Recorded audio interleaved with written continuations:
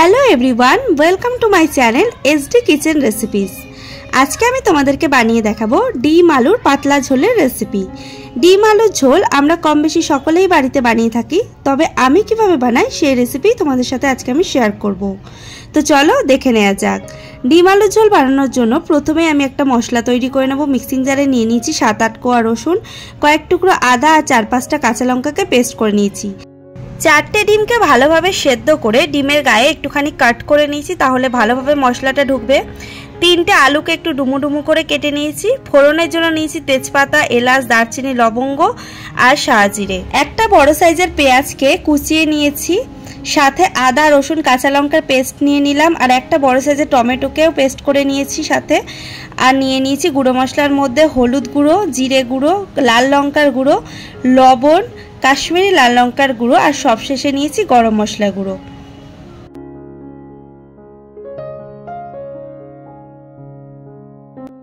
গ্যাসের ওভেনে একটা কড়াই বসিয়ে দিয়েছি। কড়াইয়ে কিছুটা পরিমাণ সাদা তেল দিয়ে দিয়েছি। তেল গরম হয়ে গেছে।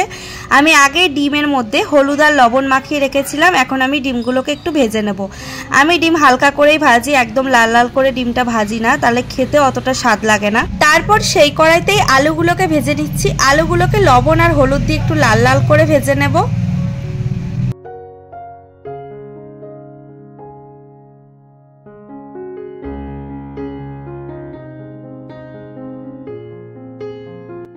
আলুগুলো ভাজা হয়ে গেছে। এখন আলুগুলোকে একটা বাটির মধ্যে তুলে নেব। এখন সেই কড়াইতে আরো খানিকটা সরষের তেল দিয়ে দিলাম। তেল গরম হয়ে গেছে। এখন ফোড়নটা দিয়ে দিচ্ছি। ফোড়নের মধ্যে আমি দিচ্ছি জিরে, তেজপাতা, দারচিনি, এলাচ আর লবঙ্গ। ফোড়নটাকে হালকা একটু নাড়াচাড়া করে দিয়ে দিলাম পেঁয়াজ কুচি। পেঁয়াজ কুচি দিয়ে এখন একটু হালকা করে পেঁয়াজটাকে ভেজে নেব। পেঁয়াজটা একটু হালকা ব্রাউন হয়ে এসছে। এবার আমি দিয়ে দিচ্ছি আদা, কাঁচা লঙ্কা, টমেটোর পেস্টটা দিয়ে ভালো করে কষিয়ে নেব যতক্ষণ না মশলা থেকে কাঁচা গন্ধ চলে যাচ্ছে।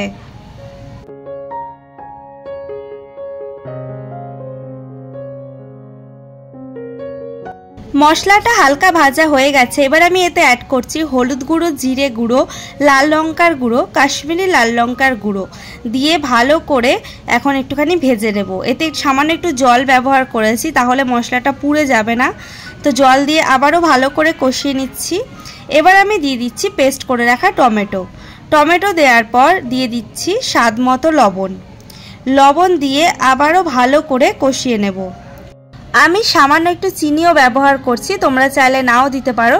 চিনি দিলে কিন্তু মিষ্টি হয়ে যাবে না, ফ্লেভারটা ভালো আসবে, সাথে টেস্টটা ব্যালেন্সেও আসবে, কালারটাও ভালো আসবে। তো সেই জন্য চিনিটা ব্যবহার করলাম। চিনি দেওয়ার পর ভালোভাবে কষিয়ে নিলাম। আর এদিকে দেখতে পাচ্ছ মশলা থেকে তেল ছেড়ে এসছে। তারপরে দিয়ে দিলাম আলুগুলো দিয়ে এখন মশলার সাথে আলুটাকে ভালোভাবে কষিয়ে নিচ্ছি। মশলার সাথে আলুটা ভালোভাবে কষিয়ে নেওয়ার পর এবার আমি অ্যাড করছি গরম জল। গরম জল দিয়ে এখন ভালোভাবে তরকারিটাকে ফুটিয়ে নেব। তো এদিকে দেখতে পাচ্ছ তরকারিটা ফুটে এসছে। এবার আমি ভেজে রাখা ডিমটা দিয়ে দেব। ডিমটা দিয়ে আরো কিছুক্ষণ তরকারিটাকে ভালোভাবে ফুটিয়ে নেব।